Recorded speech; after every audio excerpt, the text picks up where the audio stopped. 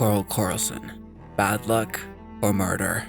In a harrowing and tragic turn of events, Karl Karlsen's family was struck by yet another devastating loss when his son was crushed by a truck, 17 years after the suspicious death of Karl's wife. The circumstances surrounding both incidents raised red flags among family members and investigators alike, prompting an in-depth investigation into the Karlsen's family history.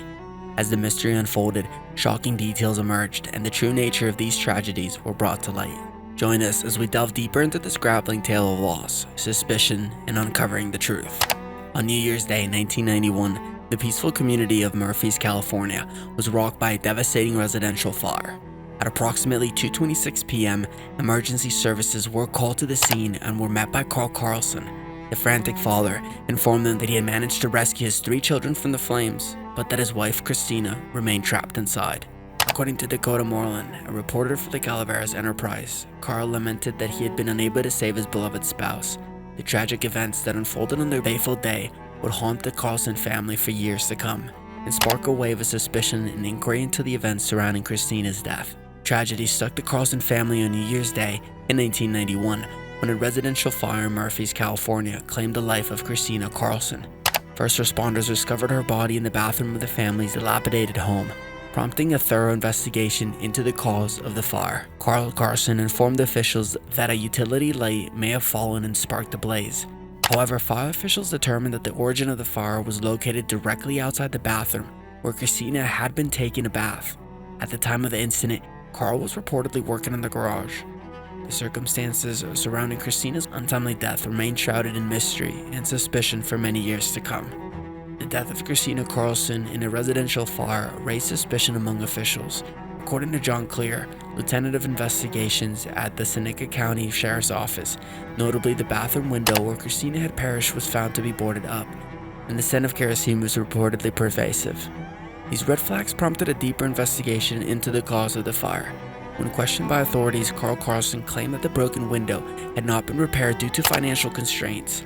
He further explained that the family had been using kerosene to heat their home and that a container of it had spilled, seeping into the carpet in the days leading up to the tragic incident. Despite these explanations, officials remained suspicious and continued to dig deeper into the circumstances surrounding Christina's death.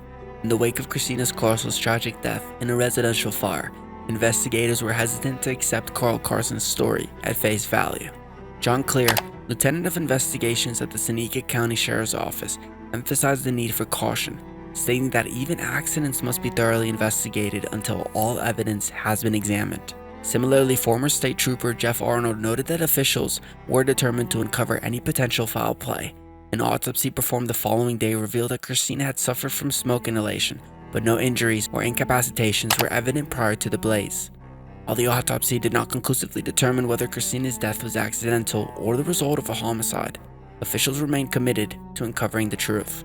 Karl Karlsen's abrupt announcement that he would be relocating to his hometown in Seneca County, New York, along with his daughters, Erin and Katie, and his son Levi, the day after Christina Karlsen's death, surprised both authorities and her family.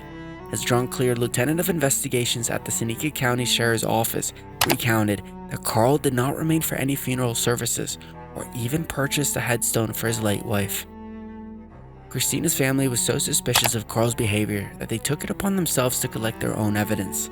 Despite their efforts, the official ruling on March 3, 1991 determined Christina's death to be an accident due to insufficient hard evidence to suggest otherwise. As reported by Dakota Moreland, an accident, suicide, or murder. The circumstances surrounding Christina's death remained shrouded in mystery and suspicion for many years to come. Following her death, State Farm Insurance paid out a life insurance policy of around $215,000 to Karl Karlsen, despite suspicions surrounding the circumstances of her passing. According to John Clear, Lieutenant of Investigations at the Seneca County Sheriff's Office, insurance policies are unlikely to be denied unless an arrest has been made. Regardless of any potential motives for the death, despite this payout, investigators continue to consider the possibility that financial gain may have played a role in Christina's death. Karl Karlsen has eventually moved on, purchasing a section of a farm from his parents, and married Cindy, Bess about a year after his first wife's passing. The case remained unsolved, leaving investigators and Christina's families with unanswered questions and suspicion for many more years to come.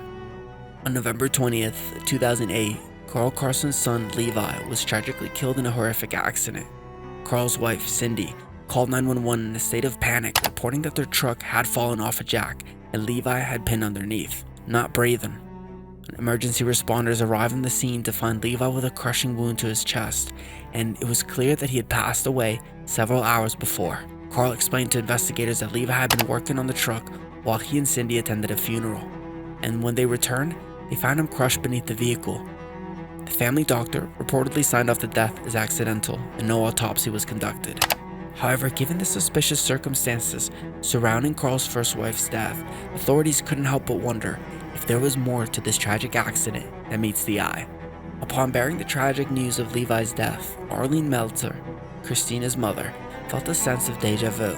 She suspected foul play, telling reporters, "I felt really bad, but I don't think it was an accident.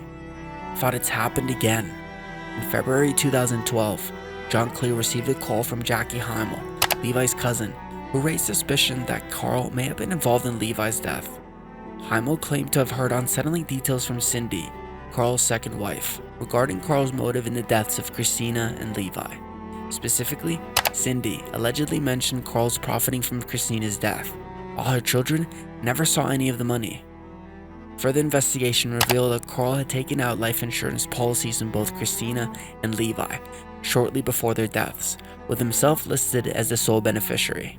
Given these developments, investigators reopened the case into Levi's death. After receiving a tip from Levi's cousin, investigators reopened the case into his death.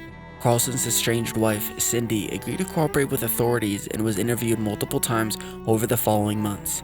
She revealed a profile of Karlsen as a controlling and emotionally abusive narcissist. Cindy claimed that Karlsen and Levi had been in conflict for some time, but were apparently making amends.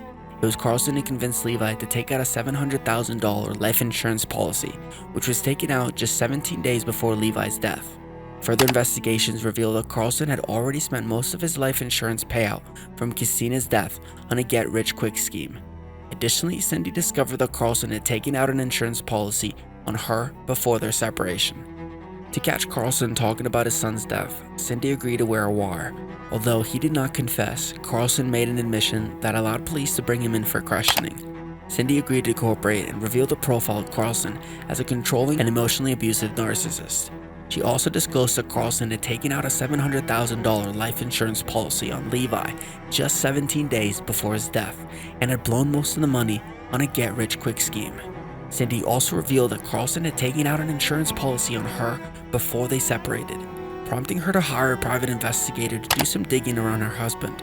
She agreed to wear a wire to catch Karlsen talking about his son's death, which led to an admission that enabled police to bring him in for questioning.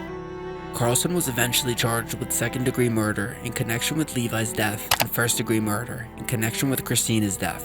The story of Karl Karlsen is a chilling one, where greed and manipulation have devastating consequences. Karlsen's control over his family and his insatiable thirst for money led to the deaths of his wife and son. The investigation that followed Levi's death allowed authorities to finally connect the dots and bring Karlsen to justice for both crimes.